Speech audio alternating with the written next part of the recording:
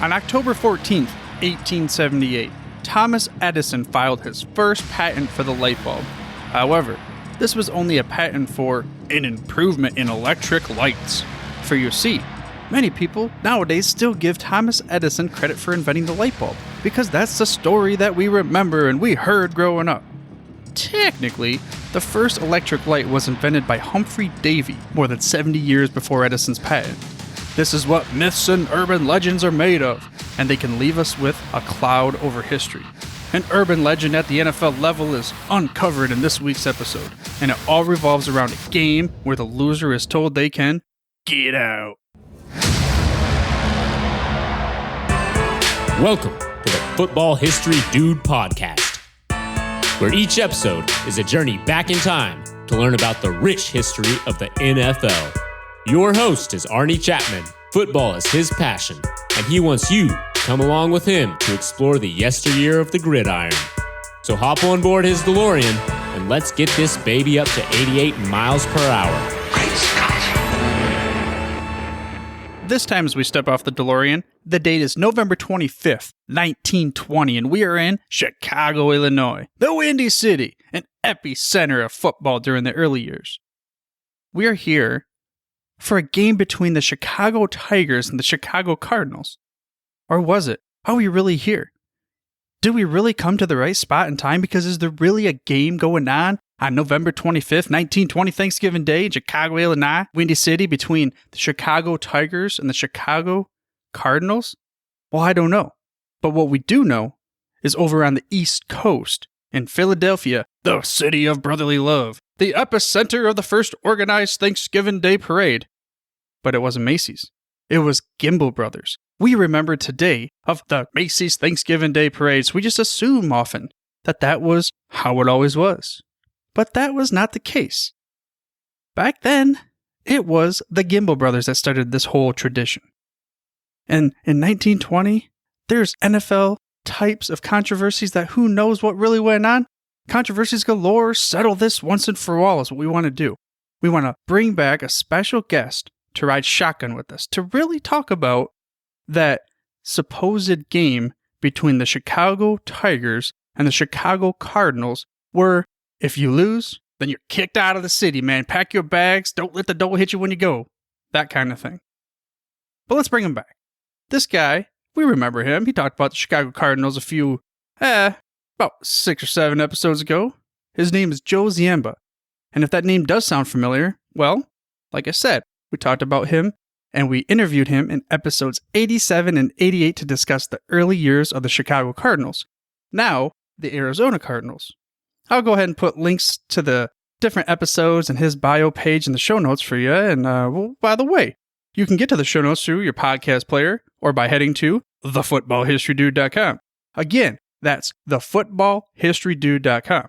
Also, while you're at it, I ask that you please subscribe for free to this show by mashing that little subscribe button on your podcast player choice. That way you get the hottest, freshest out the press episodes, well, each and every week. But let's get back to this week's episode, where we're going to talk about not the Chicago Cardinals, we're going to talk about the Chicago Tigers. But as a refresher for you, Joe Ziemba, he's a resident Chicago Cardinals expert and Chicago early history football guru in general. He's a speaker and author. Now he's a podcast superstar for the Football History Dude. He has 2 books. The first one is called When Football Was Football, The Chicago Cardinals and the Birth of the NFL. The other one is about high school. It's called Cadets, Cannons, and Legends, The Football History of Morgan Park Military Academy. But this time, we're going to ask him to come by the show. We're going to hop on this DeLorean, take it up to 88 miles an hour. We're going to fill in the gaps of the Chicago Tigers. So without further ado, welcome back, Joe Ziemba.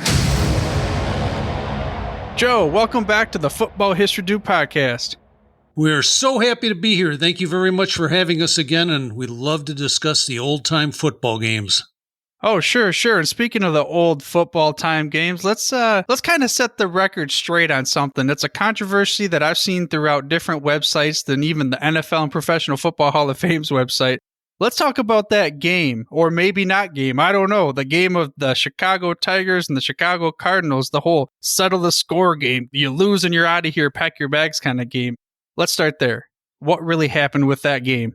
That game did occur, and the Cardinals did win. But what's interesting is that the alleged challenge that the Cardinals owner, Chris O'Brien, put down to Gil Falcon, who was the manager of the Chicago Tigers. The Cardinals were on the south side of Chicago playing at Normal Park, and the Tigers had taken over Cubs Park, which is now known as Wrigley Field, in 1920. And supposedly O'Brien challenged the Tigers to one final game and the winner take all. In other words, the losing team would have to give up its franchise and go away forever. So it took a while to figure this one out. During my research of the Cardinals over the last couple of decades, I've never been able to find anything in any of the Cardinals' history that could support that statement. But I've always wondered, where the heck did it come from? Because if you look at different websites that are knowledgeable and trustworthy, they'll talk about this game and how the Cardinals survived and even what would have happened to today's Cardinals if they had lost that game back in 1920 and be forced to disband, so to speak. It wasn't until I was looking through some Cardinals programs from the early 50s, and this is after the original owner, Chris O'Brien, passed away, that I saw an article by the PR department of the Cardinals, which mentioned that game and said that rumor has it or legend has it that the Cardinals got their start back in 1920 when they challenged the Tigers to a game. When the Cardinals won, the Tigers went away, which they did after a year, but not for that reason. But there was nothing to support it. It did not appear until after Chris O'Brien passed away, and the PR guy of the Cardinals was named Eddie McGuire, and Eddie was known to stretch the truth once in a while. So I'm going to give Eddie credit for starting this in about 1954 or 55, and it's been picked up ever since. It's one of those, I guess, urban legends that never occurred. The two teams did play, but when the Tigers disbanded, it was from probably lack of money rather than being on the losing end of a game with the Cardinals, which the Cardinals did win when Patty Driscoll scored the only touchdown of the game. Yeah, it's funny how urban legends can start and grow and become, in many people's minds, the truth. And this is just one example. It certainly is, because even nowadays I'll see articles that talk about this, the game that was or wasn't, and back in 1920 between these two teams. So it's kind of taken a life of its own. And I guess like other urban legends, until you kind of have the ability to get out there and find the truth, they keep reproducing and we keep reading about it. But in my opinion, never occurred. It kind of reminds me of old-time war where the history is written by the victors, and I guess this goes back to it. The PR guy for the Cardinals was able to write the history. He certainly was, and this is where a lot of the things about the Cardinals' early days that we talked about previously began too, as to when the team actually started, who owned it, and etc. So there's been some tall tales that came out from the Cardinals themselves, which we've now been able to prove did not exist. So we've got this game, and we know that the Tigers ended up being not kicked out of the league because of this game, but because of probably lack of money and operational value. But how did they start? Let's go back to the beginning of the Chicago Tigers. What's their origin story? To go back to the beginning of the Tigers, we really need to start with the 1919 Hammond Pros, also called the Hammond All-Stars, out of Hammond, Indiana. This was, of course, before the early days of what we knew as the American Professional Football Association, which then became the NFL. But the owner of the Hammond Pros, a guy named Paul Pardune, I believe if I'm pronouncing that correctly, was very active in recruiting the top players in the Midwest to come play for his team. And they were quite successful as a team. They rented out Cubs Park again, now known as Wrigley Field, played their home games there because they didn't have a stadium that was sufficient to hold large crowds in Hammond, Indiana. So they had some great players on that team, foremost George Halas, founded the Bears, Patty Driscoll, the Hall of Famer for the Cardinals, but also 4 or 5 other players that became the Chicago Tigers. So I think from that Hammond Pros team, and Hammond did survive into 1920 and played into the mid-20s, but under a completely revamped roster in 1920. The 1919 team was known as the $20,000 team. probably an exaggeration of how much the owner actually paid the players. But in George Halas's autobiography, he mentions that he had this nice job as an engineer in the Chicago area for $65 a week, I believe.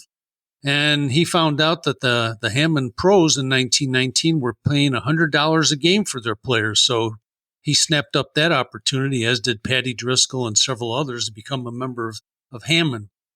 Towards the end of the season, Hammond was having some difficulties paying their bills. And one of those unique stories of early pro football history was two of the players I shouldn't say sued, but had the owner arrested because their checks bounced.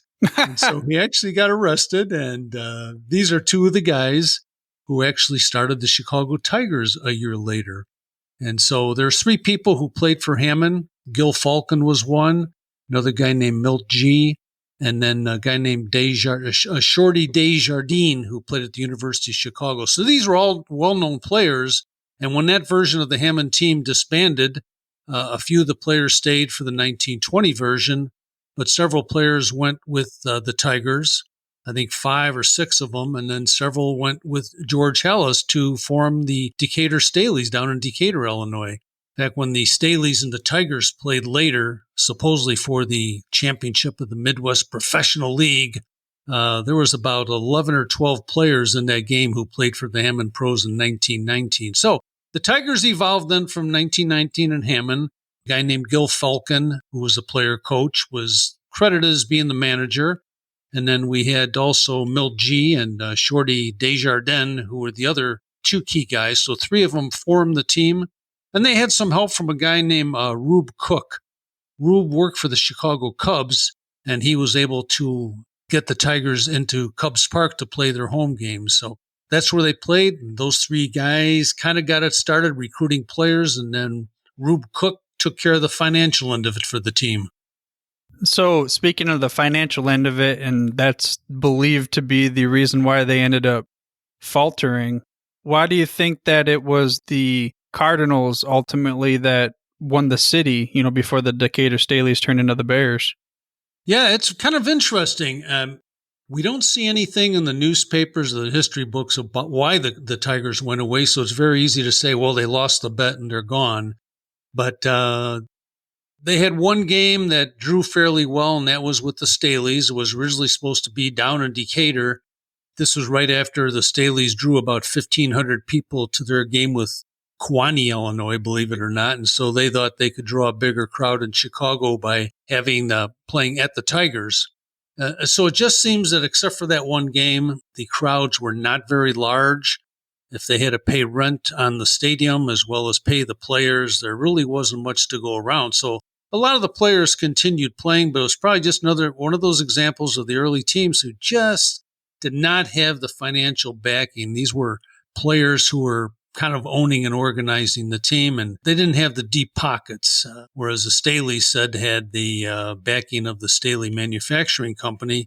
The Cardinals also relied on a lot of local investors in those early days, and Chris O'Brien had a nice sweetheart deal to use Normal Park, so there wasn't a lot of stands in terms of rooms for attendance, but they were drawing good crowds, if not huge crowds, in order to be able to pay the bills and continue onward, where the Tigers probably paid a little more to rent Cubs Park and found that money was a little short. In fact, their season only consisted of 8 games. There were 2-5-1 that year in 1920. And then they went away forever, but likely because of financial difficulties or challenges. And was part of it due to not being able to keep the star players as far as the record, you think? Yeah, they had some good players, but at that time with the NFL as we knew it, be kind of taking those infant steps, there was a lot of game-to-game negotiations with big players that we saw. Even the Cardinals or the Staleys would add a player during the season, but we didn't see that really with the Tigers. So they had their core players. Shorty Desjardins was a 2-time All-American from the University of Chicago back when that school's a powerhouse. And Dartmouth gave us another All-American in Milt G., their quarterback. But for most of it, they were local players. I think a couple of them, Johnny Barrett, who was from Washington and Lee, and Milt G. were both from Oak Park, Illinois. Shorty Desjardins was from Chicago. They tended to recruit locally. If they could find someone from a bigger school, they would go after them, but they really didn't seem to have the resources to attract the real big stars. I wonder if, just say everything was on a level playing field as far as finances, the Tigers, the Cardinals, and the Staleys, I wonder if the Tigers and Cardinals would have been the teams that stayed in Chicago, and then we never ended up with the Chicago Bears ultimately. Yeah, that's an interesting concept because early in the season, the Tigers were, at least in the Chicago papers, were predicted to have the strongest team because of these couple of All-Americans they had. And interesting aspect of that so-called bet between the Cardinals and the Tigers is that if the Tigers did leave, why did Chris O'Brien allow the Bears to come in, or the Staleys, the following year and take over Wrigley Field? But yeah, if they had the same finances, I think we would have seen the Tigers on the north side remaining there. They were there first. They were there before the Staleys, and we would have the Cardinals on the south side, probably both supported by a very loyal rooting base on both sides of the city. So I think that's a very good observation that if there was equal financial footing, we might still be cheering for the Chicago Tigers today. Well, then that even begs the other question. Would, say we flash forward to when the Cardinals moved to St. Louis and now Arizona, would it have possibly been the Cardinals staying in Chicago and then the Tigers moving on to some other city? Yeah, that's a possibility as well. Wish we had that old crystal ball to gaze into a little bit. But yeah, the Cardinals, who knows, may have gotten a little stronger financially as the years went by because the Bears were easily the more popular of the pro teams in terms of the fan attendance at the time. And that's when they relied solely on attendance and what little advertising they could generate. So it could have been, that the Cardinals would have been the kings of Chicago if that scenario played out. Well, I mean, we'll never see. We'll never know. I mean, I always talk about heading back in my DeLorean. Maybe we can tweak a few things. You'll have to take a ride back and let us know how it might have worked out. Right, yeah. But then I might end up in one of those time continuums and coming back, and I don't know, all of a sudden I meet my grandpa and things go haywire. But yeah, so I mean, anything else as far as the Tigers history goes that you've seen throughout your experiences or your research? Yeah, it just seemed the Tigers had a really solid team, and things seemed to fall apart after a strong start. When they were scheduled to meet the Staleys, as I mentioned, it was self-anointed to be for the championship of the Midwest of the professional teams. And so the Tigers were well respected. They had a nice lineup. The Bears, of course, were just beginning as well as the Staleys. So I think the team itself was pretty strong. I guess the only thing that I'm really confident about is that bet never occurred between the Cardinals and the Tigers.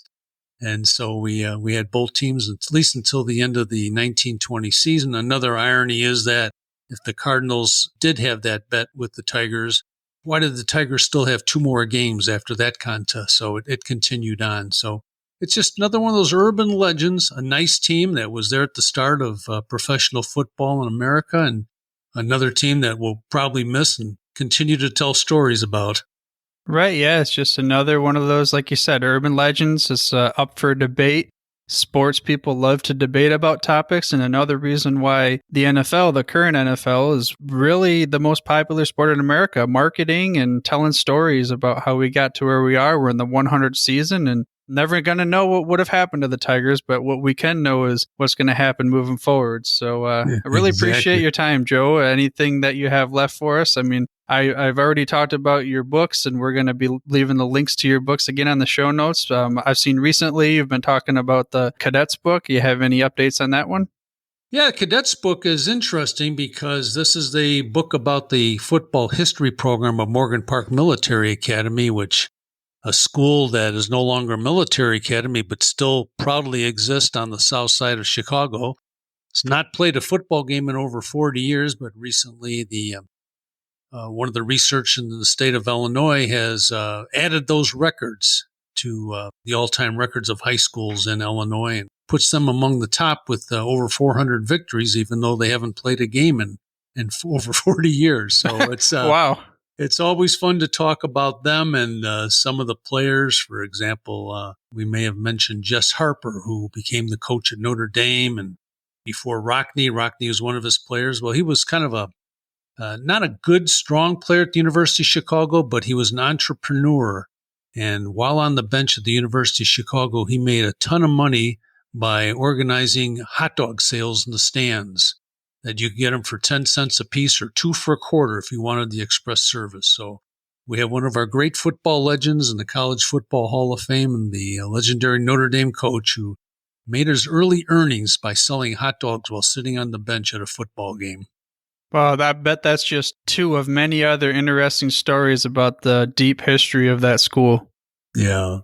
And one other thing about the Tigers is, which I didn't know, is Milt G, their 5'7" quarterback from Dartmouth. As I mentioned, he was an All-American, but when he was playing pro ball, I believe for Canton in 1917, Sports Illustrated did an article years ago and credited with Milt G and Greasy Neal, who later became the coach of the Eagles, with using the very first huddle during a game in 1917. And that was an interesting story, I thought. So if we have anything left from the Chicago Tigers, it's that Milt G probably gave us the huddle that we still see in most every game in pro football and college. Wow, yeah, I've not even seen that before in any of my research. Makes me wonder what goes through people's minds when they create these different methods to like the huddle or even the forward pass and anything like that. Exactly. All these little stories that are out there just waiting for us to discover. And speaking of that, if anybody wants to check out more on you or your books, where is the best place to go for them? We do have a Facebook page, which is, focused on the Chicago Cardinals. So just go to facebook.com, Chicago Cards. And we have postings there almost every day. Right now, we're complaining about Patty Driscoll not being one of the finalists for the all-time team of the NFL as in the backfield, even though he was 8 times All-Pro in the 1920s. And that followed my rant on why Duke Slater is not in the Pro Football Hall of Fame, even though he was several years All-Pro in the 20s and early 30s. We get into things like that about the old players, but that's the best place. And, of course, feel free to contact me through that page, and we always get back to people very quickly. And we're also on Twitter at Cards Chicago. All right, well, Joe, thanks for stopping by on the DeLorean again, riding shotgun, this time talking about the Chicago Tigers and a little bit more history about the Cardinals. Anything you have left for the fans of the show? No, we thank you again for bringing this history back to life, so to speak, and congratulate you and applaud you for the job you're doing and not forgetting these great, great football players that time has almost forgotten. So thank you very much for having me. All right, thanks, Joe. Well, I'm going to crank this baby up to 88 miles an hour. I'm going to go explore some other point in time in history. So have yourself a wonderful night. Thank you. Take care. Bye now. Well, there you go.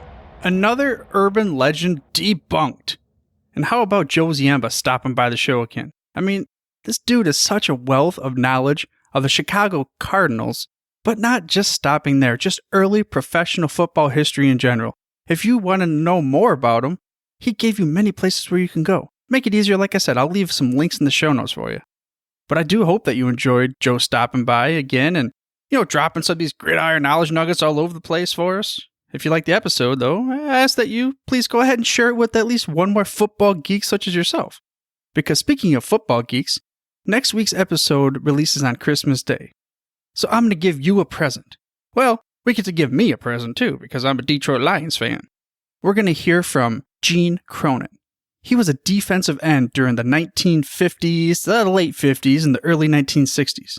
But the thing that's cool for me, and many of you too out there, is that my present is Gene played on the 1957 Detroit Lions championship team. The last team that my Lions took down the crown. And it's not going to happen this year. So, my consolation prize, we're going to talk to Gene Cronin to talk about what it was like playing for the 1957 Detroit Lions championship team. But we'll get into that next week. Because for now, dudes, I'll tell you what, I'm through if you're through. Thank you for listening to this episode of the Football History Dude. To make sure you're the first to get the next episode, please subscribe on your podcast player of choice and head on over to thefootballhistorydude.com for the show notes and more information on the history of the NFL. And remember, dudes, where we're going, we don't need roads.